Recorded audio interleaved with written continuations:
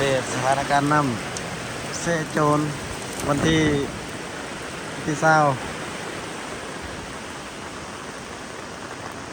วันที่20เดือน8 2016ที่ว่าน้ำลงแต่ว่าพ้นยังเร่งมาอีกเลยเนาะรอบบ่ได้น่าจะน้ำมันน่าจะขึ้นอีกรอบที่2วันนี้วันที่20พ้นยังเริ่มตกแห้งอยู่ที่ว่าน้ำลงแต่ว่าพ้นยังมาอยู่อันนี้ตอนเช้าเนาะประมาณ6-7 โมงเช้า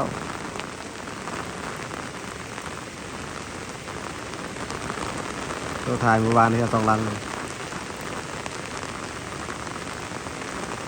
คนยังมาอยู่ติ๊ก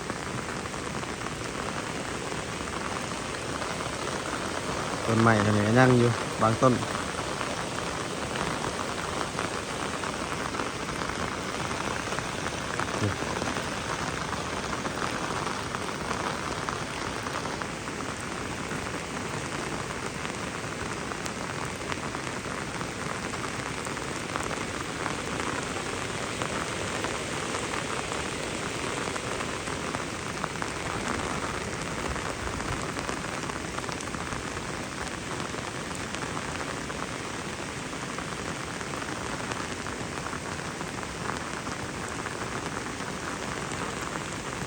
คนยังมาอยู่ที่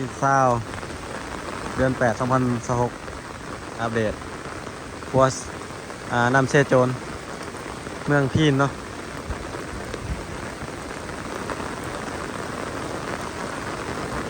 น้ำลงแต่ว่าฝนยังตกบ่หยุดพอตอนกลางคืนฝนตกบ่แห้งแต่ว่าตอนเศร้ามาฝนเริ่มตกอีกแล้วคือว่าน้ำก็น่าจะเริ่มขึ้นอีกเนาะแล้วลงไปเบิ่งปลา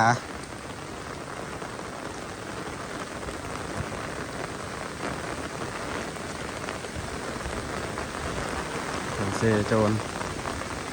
คือมันยังร้ายพี่น้องเนาะ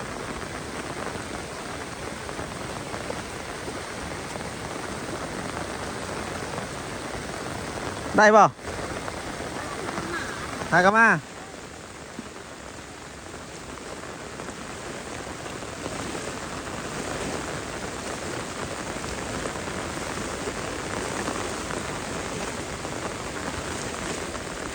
เมื่อวานนี้เห็น2 ลังนี่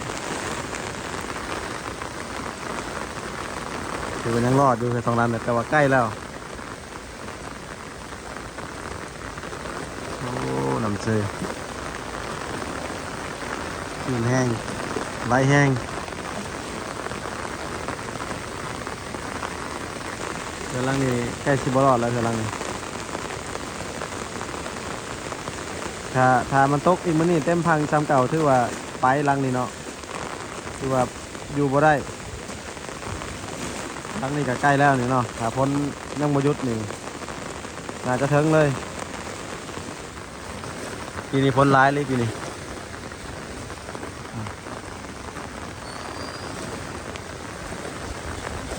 หยกดุปตีหยกดุพ้นบ่ว่าหยกดุพ้นบ่จักกินบ่ถึงคืนน้ำแห้งเลย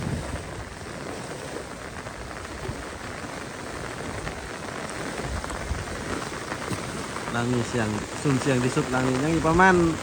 3-4 เมตรเนาะคือว่าไปแล้วลังหนึ่งยังอีกลังหนึ่งแต่ว่าคนเครื่องออกมาแล้วเราก็สู่ชีวิตเนาะเสียงเตือนไก่เซแคมเซเสียงที่สุดถ้าเบิ่งจะถึกปลาได้นี่